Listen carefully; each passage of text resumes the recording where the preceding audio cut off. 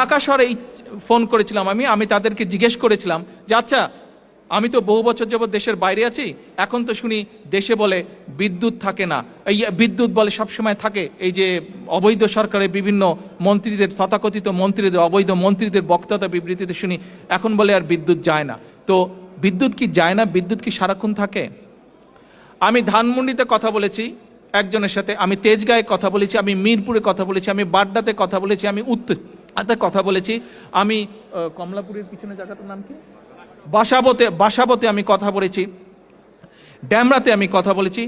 যতগুলো জায়গায় কথা বলেছি প্রত্যেকটি জায়গা থেকে আমি শুনেছি প্রতিদিন লোডশেডিং হয়, প্রতিদিন 1.5-2 ঘন্টা করে কারেন্ট থাকে না।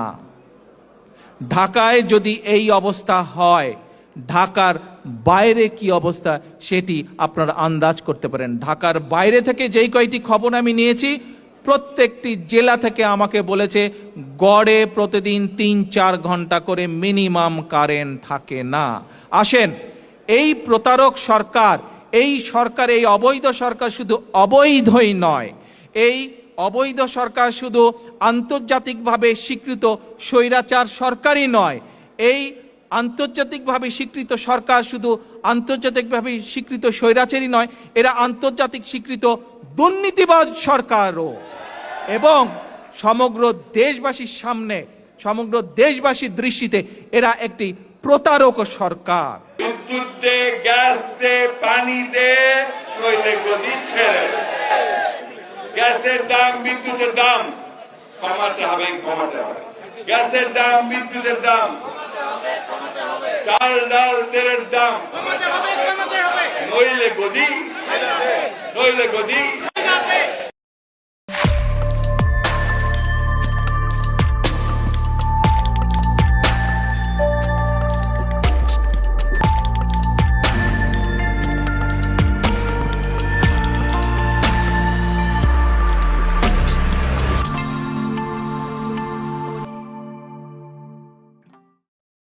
দেখেছেন তো, বিরোধী দলের থাকলে কথা বলা সহজ। যেই অভিযোগ তারেক রহমান করেছিল হাসিনা সরকারের বিরুদ্ধে, তার চাইতে বড় অভিযোগের তীর আজকে তারেক রহমানের দিকে। যেই স্লোগান বিএনপির প্রেসিডেন্ট মির্জা ফখরুল ইসলাম আলমগীর দিছিলেন, তার চাইতে বড় গলার স্লোগান দিয়া বিদ্যুৎ অফিসগুলোতে হামলা করতেছে বিদ্যুৎ না পাওয়া বিক্ষুব্ধ জনতা। বিএনপি সমাধান দিতে পারতেছে না। বিদ্যুৎ মন্ত্রী নিজেই কইছে কিছু করার নাই, শুধু বৈশা বৈশা অপেক্ষা করা ছাড়া কিছু করার নাই, কিছু ম্যানেজমেন্ট করা। কিন্তু এই বিকট সমস্যার সমাধান আছে, দ্রুত সমাধান আছে। সেই সমাধান আজকে দেখাইবো। দেখে অবশ্য পরে কইবেন এত সহজ সমস্যার সমাধান। কিন্তু সরকার কেন সমাধান করতে পারতেছে না? তারা সমাধান করতে পারতেছে না কারণ সে সমস্যাটার সমাধানে আন্তরিক না। বিদ্যুৎ মন্ত্রী বাসায় তো লোডশেডিং হয় না, তারা তো কেউ মারতে আসতেছে না। পল্লী বিদ্যুৎ সমিতি তাদের 80-র উপরে কেন্দ্রের নিরাপত্তার জন্য চিঠি দিয়েছে পুলিশকে। নিরাপত্তার জন্য কাজ করতে পারতেছে না বিদ্যুৎ কর্মীরা। এই সরকার যে বুঝে না সমস্যাটা, এটা একটু দেখাই দিই। আসেন দেখাই দিই। দেখেন, মন্ত্রী কয় গ্রামে লোডশেডিং নাই, কেন বিদ্যুৎ থাকে না তার জবাব হইতেছে লাইনগুলো লম্বা, কোথাও ফল্ট হইলে খুঁজে বের করতে সময় লাগে। শুনেন, তার নিজের মুখেই শুনেন। গ্রামে লোডশেডিং নাই, যেটা হয় আমাদের পল্লী বিদ্যুতের লাইনগুলো অনেক লম্বা লম্বা। কোথাও যদি ফল্ট হয়ে যায়, বিদ্যুৎ স্লিপ করলে ওই ফল্ট লোকেট করতে তার টাইম লাগে, সেই জন্য বিদ্যুৎটা আসে না। আবার লাইন ঠিক হয়ে গেলে বিদ্যুৎ চলে আসে। শুনিছেন? কিন্তু আসলে কি হয় পল্লী বিদ্যুতের অফিসারের কাছে নিজেই শুনেন, তার কাছেই শুনেন। এই লোডশেডিং এর দায়িত্ব আমার না, আমার গ্রিড থেকে বরাদ্দ দিচ্ছে। আমার দরকার হলো আপনার 8 মেগাওয়াট, আমাকে দিচ্ছে 2 মেগাওয়াট। তাহলে আমি কয়টা লাইন চালু করতে পারি? একটা করে লাইন চালাইতে হয়। মনে করেন 6টা লাইন, আমি যদি একটা লাইন চালু করি, তাহলে বাকি লাইনগুলো আবার রোটেট করে চালু করতে গেলে কতক্ষণ সময় লাগবে? একবার আপনি চিন্তা করেন বিষয়টা। শুনিছেন? যা লাগবে তার 4 ভাগের 1 ভাগ দিতেছে, লাগবে 100 দিতেছে 25। আর কয় বিদ্যুতের লাইন লম্বা। আরেকজন কর্মকর্তার কাছে শুনেন। আসসালামু আলাইকুম। তো দুঃখের কথা কি বলবো, লোডশেডিং এর জ্বালায় আমরাই তো অতিষ্ঠ, আর গ্রাহকের কথা নাই বা বললাম। কথাটা বলারও একটা কারণ আছে। এই যে দেখেন, আমার এখন মেন লাইনের সাপ্লাই দেখেন 1380 কিলোওয়াট, মানে হচ্ছে 1.3 মেগাওয়াট। এখন এটা দেখানোর পরে যদি বলি যে আমার এখানে 4টা লাইন আছে, 4টা লাইনের 3টাই বন্ধ, একটা লাইন চালু রাখতে পারছি, এটার কারণ লোডশেডিং। তো লোডশেডিং এর এত পরিমাণ ভয়াবহতা যে আমার 4টা লাইনের 3টা বন্ধ রাখতে হচ্ছে। তা হিসাব করেন যে একটা লাইন চালু করতে হলে আমার কত ঘন্টা পর পর বিদ্যুৎ সে একটা লাইনে দিতে পারবো। এখন যে লাইনটা চালু আছে এই লাইনটা যদি একবার বন্ধ হয় 3 ঘন্টা বন্ধ থাকবে, 3 ঘন্টা পর 1 ঘন্টা পাবে। তো এই হচ্ছে পরিস্থিতি আমার চাকরি লাইফের ভয়াবহ লোডশেডিং, এটাই আমি ফেস করতেছি। এর আগে এরকম লোডশেডিং আমি কখনো পাইনি। এখন কি হইতেছে দেখেন, কি করতেছে এই পল্লী বিদ্যুতের কর্মীদের সাথে বিক্ষুব্ধ জনতা দেখেন। চাঁদপুরের ফরিদগঞ্জে পল্লী বিদ্যুতের একটি উপকেন্দ্র থেকে এক কর্মচারীকে জোর করে তুলে নিয়ে গিয়ে মারধর ও আটকে রাখার অভিযোগ উঠেছে। আচ্ছা কোন তো এদের কি দোষ? এই পল্লী বিদ্যুতের লোকদের কি দোষ? এ তো কর্মচারী, সরকারি কর্মচারী, এরা তো বিতরণ করে, এরা তো বিদ্যুৎ বানায় না, যা পায় তাই তো দিবে। এরা তো বিদ্যুৎ পয়দা করতে পারে না। এই বেচারাদের উপরে চড়াও হয়ে কোনো লাভ আছে? সারা দেশে পানি আর বিদ্যুতের জন্য হাহাকার, বাসায় রান্না হইতেছে না। দুর্ভোগের তো শুরু আছে শেষ নাই। এই যে সকালের নাস্তা এখন খাইতেছি 12টা বাজে। রাইস কুকারে ভাত রান্না করা লাগে, যে কারেন্টের চুলারে তরকারি রান্না করা লাগে, রান্না তুলে দিলে কারেন্ট চলে যায়, তখন আবার বসে থাকা লাগে। যদি এটা যদি কারেন্ট না থাকে তাহলে আপনার সিলিন্ডারের দাম হয়েছে আপনার 2000-2500 টাকা। এখন আমরা কি করব সেটা বলেন, আমরা না খেয়ে তো মরতে হবে। এটা ঢাকার অবস্থা, সরকারের কাছে টাকা নাই জ্বালানি কেনার। আমার কথা না, বিদ্যুৎ আর জ্বালানি প্রতিমন্ত্রী অনিন্দ ইসলাম অমিত কইছে নিরবিচ্ছিন্ন জ্বালানি সরবরাহ নিশ্চিত করার মতো যথেষ্ট অর্থ সরকারের হাতে নাই। আসলে আমাদের কাজটি হচ্ছে সাপ্লাই এন্ডে, আমরা সরবরাহটা আসলে নিশ্চিত করব। সরবরাহ নিশ্চিত করবার জন্য তো আসলে অর্থের যোগানটি থাকতে হবে। সেই যোগানের ক্ষেত্রে আসলে সেই জায়গাটি আমাদের হাতে নেই। আমরা সকলে জানি অ্যারাউন্ড 30,000 মেগাওয়াট আমাদের ক্যাপাসিটি আছে, কিন্তু পাওয়ার প্ল্যান্ট চালানোর জন্য প্রয়োজনীয় জ্বালানি আমরা সরবরাহ করতে পারছি না। দেখেছেন কি অবস্থা? বিদ্যুৎ কেন্দ্র চালানোর মতো যথেষ্ট জ্বালানিও নাই। কেন নাই? কারণ জ্বালানি পণ্যের আমদানি ব্যয় $5 বিলিয়ন থেকে বেড়ে $10.6 বিলিয়ন হয়েছে। এক বছরে 107% বাড়ছে, দ্বিগুণেরও বেশি। সারের দামও বাড়ছে, প্রায় $2.5 বিলিয়ন থেকে প্রায় $4 বিলিয়নে গেছে। রিজার্ভ তো 32 বিলিয়নের গড়ে, মানে শুধু জ্বালানি কিনতেই প্রত্যেক বছর রিজার্ভের 1/3 সমান ডলার লাগতেছে। এই দাম করলে আরো বাড়তে পারে। শুধু কি তাই, অভাগা যেদিকে চায় সাগর শুকায় যায়। এলএনজি গ্যাসে হয়েছে আরেক গ্যাঞ্জাম। কি গ্যাঞ্জাম? আমাদের গ্যাসের একটা বড় অংশ আসে বিদেশ থেকে এলএনজি হিসেবে। এলএনজি মানে তরল করা প্রাকৃতিক গ্যাস। গ্যাসকে -160 ডিগ্রিতে নিলে ঠান্ডা করলে তরল হয়ে যায়, তরল পানির মতো তরল হয়। তারপরে জাহাজে করে ওটা আনা হয়। কিন্তু তরল জিনিসটা তো আর সরাসরি আপনার চুলায় যায় না, তাই না? পাইপ লাইনেও ঢোকে না। তার আগে ওইটা আবার গরম করে নিতে হয়, গরম করে আবার গ্যাসে ফেরত আনতে হয়। এই কাজটা করে মহেশখালীতে সমুদ্রের উপরে ভাসতে থাকা 2টা টার্মিনাল, একটা এক্সিলারেট এনার্জির আর একটা সামিটের, দুটোই বেসরকারি। এদের কাজ একটাই, জাহাজ থেকে তরল গ্যাস নামানো, গরম করে গ্যাসে বদলানো, তারপরে পাইপে পাঠানো। এক্সেলারেটের 2টা বয়লার আছে, গরম করার যন্ত্র আর কি, এটা নষ্ট, রক্ষণাবেক্ষণে বন্ধ। আর সামিটে জাহাজ আসছে, এলএনজি ভরা জাহাজ, কিন্তু বাতাসের কারণে জাহাজটাকে নিরাপদে ফেরানোই যাইতেছে না। এই মাল খালাসি শুরু করা হয়নি, জাহাজ ভর্তি গ্যাস সমুদ্রে ভাসতেছে। চিন্তা করে দেখেন, আমাদের কেনা গ্যাস, ডলার দিয়ে কেনা গ্যাস, গ্যাস আছে কিন্তু ব্যবহার করা যাইতেছে না। মানে সমস্যাটা শুধু টাকারও না, সমস্যাটা যন্ত্রেরও। 1 টাকা না থাকলে গ্যাস কেনা যায় না, 2 টাকা থাকলেও গ্যাস আনলেও সেটা ব্যবহারযোগ্য করার ক্ষমতা আমাদের নাই। আমরা 15 বছর ধরে কেন্দ্র বসেছি, কিন্তু সেই কেন্দ্রে জ্বালানি পৌঁছানোর অবকাঠামো এটা তৈরি করিনি। বসাইলে এটা বসাইছি, 2 নাম্বারটা রাখি নাই, এটা বিকল্প রাখি নাই। তাই আজকে একটা বয়লার নষ্ট হইলে আর একদিনে বাতাস বেশি বইলে দেশ অন্ধকার হইয়া যায়। গ্যাস চাইলেও যে আনা যাবে না, টাকা থাকলেও যে আনা যাবে না, এটা আবার কইতেছে সরকারের আরেক মন্ত্রী, বাম মন্ত্রী জোনায়েদ সাকি। শুনেন, এই মুহূর্তে আপাতত দেশের গ্যাস উত্তোলনের সর্বাত্মক উদ্যোগ ছাড়া এবং বাইরে থেকে গ্যাস আমদানি করার চেষ্টা করা ছাড়া, যেটা পাওয়া খুবই দুর্লভ হয়ে যাচ্ছে এবং সেখানে প্রচুর সময় লাগবে। মানে মালয়েশিয়া যে তরলীকৃত গ্যাস দিতে চাচ্ছে, কিছুটা পাওয়া যাবে, কিন্তু যে কন্টেইনারে আনবে ওইটা চায়না নির্মাণ করে দিতে বলেছে, 1.5 থেকে 2 বছর লাগবে। ফলে আমরা কোনো সমাধান করা যাচ্ছে না। শুনেছেন ট্যাঙ্কার নাকি বানাইতে হবে, তারপরে আনবে। কারণ আইসানি আমি না আমার গোড়া আসবে, এদিকে গোড়া হাসি দেন, মেলা দিন দেওয়ার। ট্যাঙ্কার ভাড়া পাওয়া যায় না। এখন যে এলএনজি আনে সরকার, সেটা কি নিজের ট্যাঙ্কারে আনে নাকি সরকার? বালচুন, বাংলাদেশ নিজে কোনো এলএনজি ট্যাঙ্কার ভাড়াও করে না, নিজেও করে না, কেনেও না। চুক্তিগুলো এরকম, এটা ডেলিভার টু এক্সশিপ, মানে জাহাজ জোগাড় করা বিক্রেতার দায়িত্ব। কাতার এনার্জি থেকে আমরা এলএনজি আনি, ওকিউ ট্রেডিং থেকে এলএনজি আনি, এক্সেলারেটও আনে। স্পট বিক্রেতার নিজের বা নিজের চার্টার করা জাহাজে মহেশখালী পর্যন্ত পৌঁছায় দেয়। মানে ওই যা করতেছে কথা সেটা সে নিজেই বুঝে না, জানেও না। সরকার চালাইতেছে, ওর আমলা যা কয়ে দিছে ওইটা এসে বমি করে দিতেছে। যে সাংবাদিকরা তার প্রশ্ন করতেছে সেও জানে না যে এলএনজি আনার জন্য ট্যাঙ্কার বানায় আনার দরকার নাই। মানে আমাকে একটা বালচুন পেয়েছে কিরকম, বাটপার আম তার কাছে না। ওর যে লেভেল অফ ইন্টেলিজেন্স, ঠিক ওই একই লেভেল অফ ইন্টেলিজেন্স আর আন্ডারস্ট্যান্ডিং নিয়ে বিএনপি সরকারের মন্ত্রীরা কাজ করে। জুনায়েদ সাকিব বলে ট্যাঙ্কার বানাইতে দেবে চায় না, আর বাটপার তারেক বলে আমেরিকায় মেশিন বানাইতে দিছে। শুনেন, বিদ্যুৎ গ্যাস নিয়ে 6 মাস সময় পেয়েছে একটা অবকাঠামো তৈরি করতে। আমেরিকাতে একটা মেশিন বানাতে দিছে, ওই মেশিনটা বানাইতে লাগবে 11 মাস। ওইটা 2 মাস লাগবে চায়নায় নিতে, কত হলো? 13 মাস। আর 2 মাস লাগবে মডিফাই করতে, কত হলো? 15 মাস।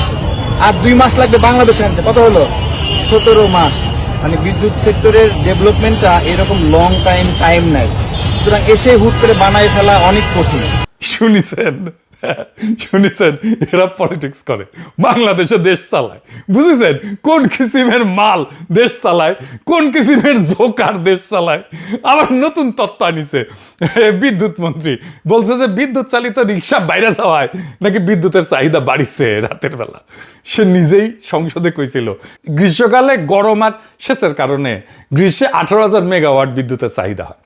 সেই টাইমে কিন্তু বলে না এটা রিক্সার কথা, এখন এটা বলির পাটা লাগবে তো, তাই বাই করেছে যুক্তি। চিন্তা করেন, মানে মাথা যা আসছে কয়ে দিতেছে। আবার দেখেন দেশে গ্যাস নাই, বিদ্যুৎ নাই, জ্বালানি নাই, 12 থেকে 18 ঘন্টা লোডশেডিং হয়, আবার নামাবে নাকি বৈদ্যুতিক বাস। মোটে মা রাধে না তপ্ত আর পান্তা, কি যে অবস্থা। জোকারে জোকারে ভর্তি। লোডশেডিং আগে হয়েছে, কিন্তু কথা হইতেছে রেকর্ড লোডশেডিং তো হয় না, এখন হইতেছে রেকর্ড লোডশেডিং। এই নতুন রেকর্ড কেন হইল সে জবাব তো দিতে হবে। বিদ্যুৎ জ্বালানি ছাড়া তো শিল্প কলকারখানা চলবে না। পেট্রোবাংলা চাহিদার মাত্র 56% গ্যাস দিতে পারতেছে। সাভার আশুলিয়া কারখানা উৎপাদন কমছে 50 থেকে 60% পর্যন্ত। এটা গিয়ে পড়বে কোথায়? আমাদের রপ্তানি কমছেও। হাসিনা আমলে 23-24 অর্থ বছরে রপ্তানি ছিল $44.7 বিলিয়ন। পরের বছর ইউনূস সরকারের আমলে সেটা বেড়ে দাঁড়িয়েছিল $48.28 বিলিয়ন, মানে 8.5% প্রবৃদ্ধি হয়েছিল। মানে হাসিনা পরের বছর তো রপ্তানি বাড়ছে, ভালোই বাড়ছে। এই বছরের লক্ষ্য ঠিক করা হয়েছিল $55 বিলিয়ন, 16% বেশি রপ্তানি করবে। কাজ কত আর হয়েছে কত? 48 বিলিয়ন। ইউনূসের আমলের চাইতেও কম। লক্ষ্যমাত্রা যাইতে $7 বিলিয়ন কম। তো এই $7 বিলিয়ন করতে আসবে, আকাশ থেকে পয়সা হবে। এই ঘাটতিটা পড়বে কোথায়? পড়বে বাজারে। পড়িছেও তাই, জিনিসপত্রের দাম আকাশ ছুঁইছে, আপনারা আয়ত বাড়তেছে না, বাড়ছে কে তারা হাসপাস করিচ্ছে। দেখেন কালকা বাসা থেকে আমার বলছে 1 গুড়া চিনি গুঁড়া চাউল নিতে, চাষি চিনি গুঁড়া চাউল কিনতে গিয়েছে 230 টাকা। এগুলো কোথায় গেলি? পেঁয়াজ নিছি 2 দিন আগে নিছি 35 টাকা, কালকে চাইতে 70 টাকা। এরপর কাঁচা বাজার কি অবস্থা, 100-150 টাকা দিতে কোনো তরি দরকারই নাই। আমরা কোন দেশে আসি? আমার মতো লোকে বাজারে এলে আমি 1000 টাকার বাজার প্রতিদিন করতে পারবো? গ্যাসের দাম বাড়তি, তেলের দাম বাড়তি, বিদ্যুতের দাম বাড়তি, ঘর ভাড়া বাড়তি, আপনি রিক্সাতে যাবেন রিক্সা ভাড়া বাড়তি। এটা কোন রাষ্ট্রে বসবাস করি? সিন্ডিকেট সব জায়গায় সিন্ডিকেট। কাঁচামরিচের কেজি হচ্ছে 300 টাকা, ধনিয়া পাতা 300 টাকা, 80 টাকার ফুলকপি হচ্ছে 120 টাকা। কিভাবে কিনবো? অল্প অল্প নিচ্ছি আর কি। সবকিছুর দাম বেড়ে গেছে হঠাৎ করে। এই অগাস্ট মাসে কয়েকদিন আগে ঢাকার বাজারে যুগান্তর প্রতিবেদন করছে ডিম 150 থেকে 155 টাকা ছিল ডজনে, এক সপ্তাহে বাড়ছে 10 থেকে 15 টাকা ডজনে। ব্রয়লার মুরগি 200 টাকা কেজি থেকে 200 টাকা কেজি ছিল, সপ্তাহে বাড়ছে 10 টাকা। মাছে কেজিতে 20 থেকে 30 টাকা বাড়িছে এক সপ্তাহে। নিম্নবিত্ত পরিবারগুলো হাঁসফাঁস খাইতেছে, প্রত্যেক দিন খাদ্য তালিকা থেকে একটার পর একটা জিনিস বাদ দিতে বাধ্য হচ্ছে। কেউ সঞ্চয় ভাঙতেছে, কেউ ধার করে সংসার চালাইতেছে। ভয়াবহ অবস্থা, আপনারা নিজেরাই জানেন, আমার আর বলার দরকার নেই। রিজভি ভাই গত বছর জানুয়ারিতে কইছিল দ্রব্যমূল্য নিয়ন্ত্রণে অন্তর্বর্তীকালীন সরকার নাকি ব্যর্থ। 5 মাস হয়নি কিন্তু তখন ইউনূস সরকারের। তাই নির্বাচন লাগবে।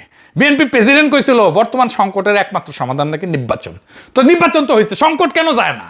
এখন ক্যারাটা নির্বাচন লাগবে সংকট কাটাইতে হইলে। এই বিদ্যুৎ সংকটের সমাধানের জন্য ক্যারাটা নির্বাচন লাগবে। নির্বাচন কইরা তো হ্যাঁ প্রেসিডেন্ট হয়েছে, অনেকে এমপি মন্ত্রী হয়েছে, সাধারণ মানুষের কি হয়েছে? যে তিমিরে ছিল সেই তিমিরেই আছে, আরো দুর্ভোগ বাড়িছে। এখন তো ইউনূস সরকারের আমলের চাইতে দাম বেশি জিনিসপত্রের। সেই জন্যেই অর্থমন্ত্রী আগে কয়ে দিছে দ্রব্যমূল্য বাড়বে, এপ্রিলে কইছে। দেখেন চালাক আছে খোলে। হাসিনার অজুহাত ছিল ইউক্রেনের যুদ্ধ, বিএনপি সরকার অজুহাত হয়েছে ইরানের যুদ্ধ। তো এটা দায়ী কে? এটা তো একজন দায়ী আছে, তাই না? আসেন সেটা দেখে নিই। সহজ উত্তর হাসিনার আমলের লুটপাট। কিন্তু এই লুটপাট বললে মানুষ ভাবে টাকা চুরি হয়েছে। টাকা চুরির চাই তো ভয়ঙ্কর জিনিস হয়েছে। ওরা একটা ব্যবস্থা বানাইছিল যেখানে বিদ্যুৎ কেন্দ্র বানানো লাভজনক ছিল, কিন্তু বিদ্যুৎ দেয়া কারো দায়ী ছিল না, দায়িত্বই ছিল না। কেন্দ্র চলুক বা না চলুক ক্যাপাসিটি চার্জ যাবে ডলারে, আদালতে প্রশ্ন তোলা যাবে না, দায় মুক্তি আইন আছে, টেন্ডার লাগবে না, দরপত্র লাগবে না, ওরাই ঠিক করবে দাম কত, আমরা আর মামুরা বৈশা। আর ওই কেন্দ্র বানানোর টাকা ওইটা আবার ব্যাংক থেকে লোন নেবে, 1.5 লাখ কোটি টাকা লোন নিছে, সেটা আর ফেরত যায় নাই। শীর্ষ 20 জন ঋণ খেলাপির তালিকায় এই বিদ্যুৎ কেন্দ্রের মালিকের নামও আছে 2টা। মানে এক হাতে রাষ্ট্রের কাছ থেকে ভাড়া আর এক হাতে ব্যাংক থেকে ঋণ, কোনোটাই ফেরত দেওয়া লাগে না। এটা চুরি না, চুরি হইলে তো টাকাটা যাইতো কোথাও না কোথাও, ব্যবস্থাটা থাকতো। এইখানে ব্যবস্থাটাই বানানো হয়েছিল টাকা যাওয়ার জন্য। রাস্তা, বিদ্যুৎ আসাটা ছিল বাই প্রোডাক্ট। বিএনপি সেই চুক্তিগুলো বাতিল করে নাই, আমরা কইছিলাম বাতিল করার জন্য, শুনে নাই। অথচ এই বিএনপি সরকারের আগের টার্মে এই বিদ্যুৎ আর পানি নিয়ে তুল কালাম হয়েছিল। পানি আর বিদ্যুৎ নিয়ে বিক্ষোভে বিএনপি গত টার্মে ডেমরায় এই বিএনপির এমপি ছিল সালাউদ্দিনকে জনতা ধাওয়া দিছিল, কঠিন ধাওয়া দিছিল। এই শিলং সালাউদ্দিন না, আর এক সালাউদ্দিন ডেমরার এমপি ছিল। সালাউদ্দিন দৌড়ে পালায়, তারপর নাম হয় তার দৌড় সালাউদ্দিন। দেখেন সেই সময়কার পত্রিকার নিউজগুলো দেখেন, এটিতে সে দৌড়ের ছবিটা দেন। ভিডিওটা খুঁজলাম মেলা পাই নাই, ভিডিওটা পেলে দিয়েন তো, ওইটা দরকার আছে এখন। আর এইটুকু ভাই তখন বিদ্যুৎ মন্ত্রী ছিল, আর খালেদা জিয়া সরকার তারা অপসারণ করেছিল মন্ত্রণালয় থেকে। কানসাটা ড্যামরায় এই সাথে একই সাথে গণবিস্ফোরণ হয়েছিল, গুলি চালিয়েছিল কানসাটে বিএনপি সরকার, মানুষ মারাও গেছিল। সেই একই ব্যর্থ বিদ্যুৎ মন্ত্রীকে আবারও সেই মন্ত্রণালয়ের দায়িত্ব দেওয়া হয়েছে। নিজে নিজে যদি মারা খাইতে চায় তারে কে বাঁচায়? সমস্যা তো আছে, সমাধান কি?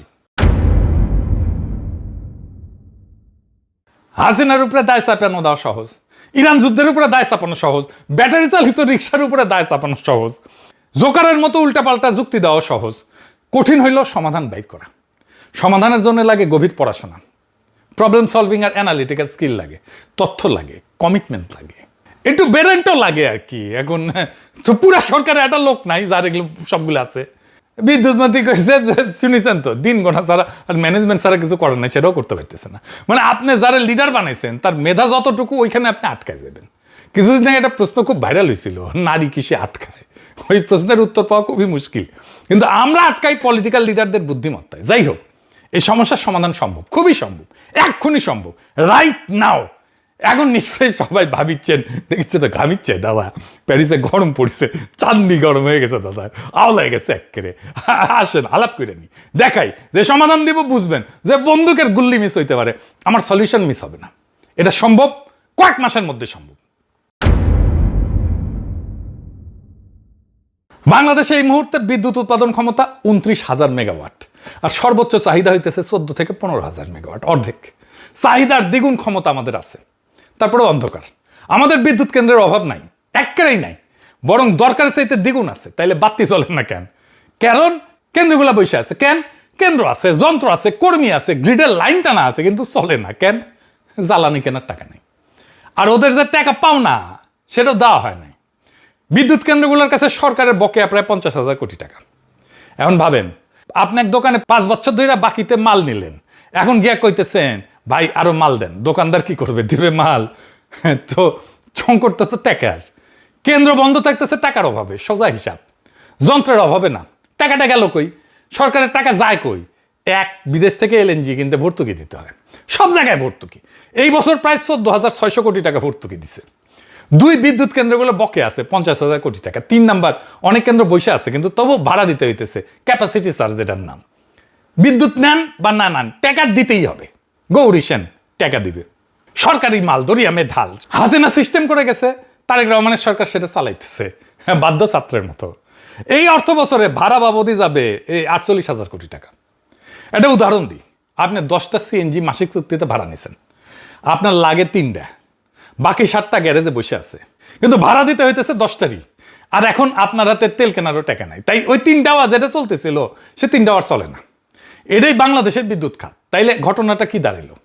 সরকার বিদ্যুৎ কিনতেছে বেশি দামে, বেচতেছে কম দামে, যত বেশি বিদ্যুৎ তত বেশি লোকসান।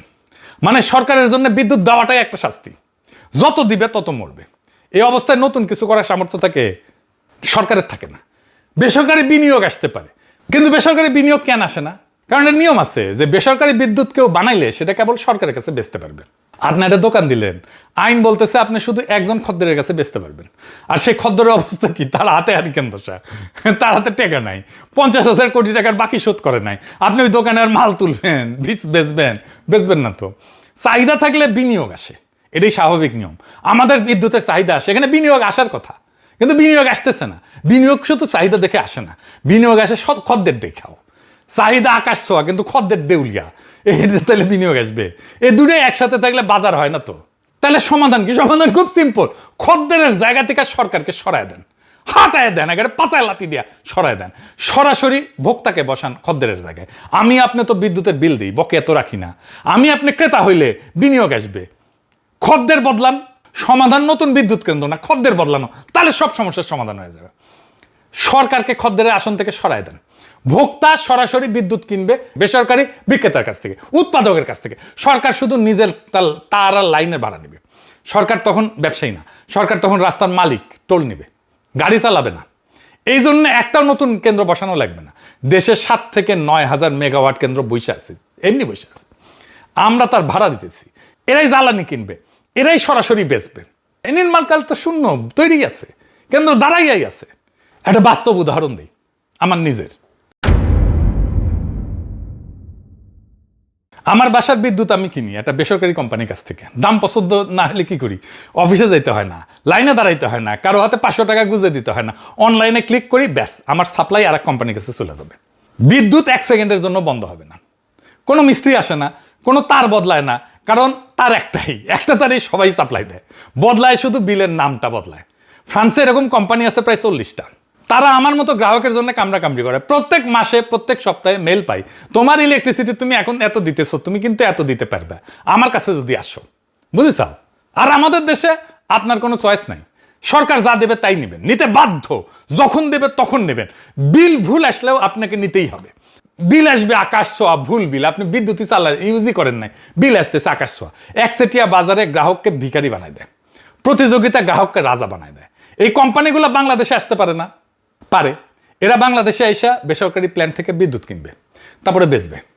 আর শুরুতে ঘরে ঘরে বেচার দরকার নাই, বড় কারখানা আর শিল্পে বেচুক, ওইখানেই তো ভলিউম, বেশি ভলিউম, ওইখানে টাকা, ওইখানে একসাথে কয়েকটা সমস্যার সমাধান হয়ে যায়। গুনে দেখেন, 1 ক্যাপাসিটি চার্জের গ্যাঞ্জাম শেষ। এরা বসে থাকলে আর টাকা পাবে না, বেচলে পাবে। 2 জ্বালানির ডলার এরাই জোগাড় করবে, এই বিদেশি বিদ্যুৎ কোম্পানিরাই জোগাড় করবে, এরাই দেবে, ধার দেবে, এলএনজির বোঝার নামে যাবে। 3 নাম্বার, কারখানা রপ্তানি করে ডলার আনে, তার মানে খদ্দরের হাতে ডলার আছে, বিদেশি বিনিয়োগকারীর দুশ্চিন্তা নাই। 4 নাম্বার, ঘাটতির চাইতে বেশি উৎপাদন সম্ভব। আর সবচেয়ে বড় কথা, সরকারের 1 টাকাও খরচ নাই, 1 পয়সাও খরচ নাই, কোনো বিনিয়োগের দরকার নাই সরকারের তরফ থেকে, শুধু একটা অধ্যাদেশ আর কয়েকটা সিগনেচার। এটা বাস্তবায়ন করতে সব মিলিয়ে 3 থেকে 4 মাস লাগবে। আপনার কোনো লোডশেডিং থাকবে না 3 থেকে 4 মাসে, যদি এই পলিসি ফলো করা হয়। বিএনপি 2001 থেকে 2006 বিদ্যুৎ কেন্দ্র বানায় নাই, রেকর্ড আছে। আওয়ামী লীগ কেন্দ্র বানাইছে বিদ্যুৎ কেন্দ্র, জ্বালানির নিশ্চয়তা ছাড়াই, সেটারও রেকর্ড আছে। একদল বানায় নাই, আর একদল বানাইছে কিন্তু চালানোর ব্যবস্থা করে নাই। দুটাই ভুল করছে, একই ফল এটার, অন্ধকার, লোডশেডিং। আর সমাধান দেখলেন 3-4 মাসে পাল্টায় দেওয়া যায়। টুকু ভাই বসে থাকে ছাড়া অনেক কিছু করার আছে, আপনি করতে চান না, বা জানেন না, বা বুঝেন না, করতে চান কিনা সেটাই প্রশ্ন। বাংলাদেশে বেশিরভাগ সমস্যার কুইক ইনোভেটিভ সমাধান আছে এরকম, কিন্তু যেই দেশের মানুষ অপদার্থ আর অযোগ্যদের নেতা বানায়, দেশ চালানোর দায়িত্ব দেয়, তাদের দুর্ভোগ কখনো যায় না।